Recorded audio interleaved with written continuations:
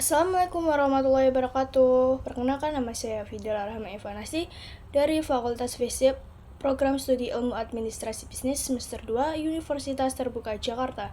Di sini saya akan menjelaskan macam-macam term. Pada diskusi 2 kemarin, kita telah belajar tentang term.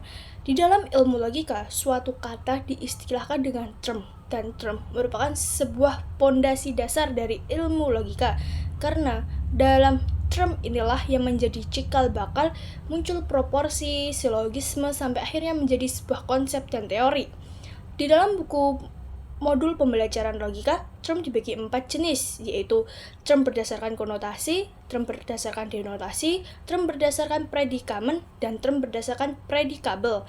Namun, sesuai soal, saya akan menyebutkan 3 macam term, yaitu yang pertama, term universal, merupakan term yang menunjukkan lingkungan dan bawahannya masing-masing tanpa ada yang dikecualikan, dan dalam term universal ini mencerminkan kuantitas yang sangat banyak sehingga tidak dapat dihitung. Contohnya, setiap manusia pasti akan mati. Artinya, kalimat ini menyatakan bahwa semua manusia itu pasti akan mati tanpa terkecuali. Kedua adalah term partikular, merupakan term yang setiap katanya mencerminkan kuantitas yang banyak tetapi tidak mencakup keseluruhan. Contohnya, beberapa buku di perpustakaan sedang dibaca oleh siswa. Dalam kalimat tersebut merujuk pada sebagian buku yang sedang dibaca oleh siswa, bukan semua buku yang ada di perpustakaan dibaca oleh siswa. Ketiga adalah term singular, merupakan term yang bersifat khusus yang berlaku di dalamnya hanya merujuk pada satu hal atau suatu himpunan yang mempunyai hanya satu anggota saja. Contohnya, adik saya minum segelas jus alpukat. Arti dari kalimat tersebut adalah kata adik dan gelas merupakan singular karena hanya merujuk pada satu orang dan satu gelas. Kemudian, saya akan menjawab pertanyaan yang kedua, yaitu jelaskan dan berikan contoh bentuk sesat pikir dan bagaimana agar terhindar dari sesat pikir.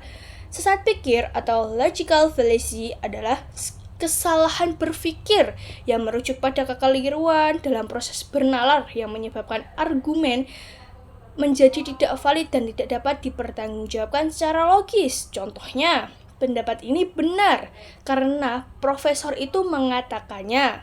Namun, dalam argumen harus dianalisis berdasarkan nilai, berdasarkan bukti, dan berdasarkan logika, bukan hanya siapa yang mengatakannya saja. Terus, terakhir adalah cara menghindari sesat pikir, yaitu dengan memperkuat sebuah argumen dengan bukti dan alasan yang kuat merupakan kunci utama untuk menghindari sesat pikir. Karena setiap pernyataan harus didukung dengan fakta, statistik, atau sebuah penelitian yang relevan dan terbukti solid untuk membantu menjaga integritas argumen dan mencegah terjerumus ke dalam logical fallacy atau sesat pikir. Sekian penjelasan dari saya, kurang lebihnya mohon maaf. Wassalamualaikum warahmatullahi wabarakatuh.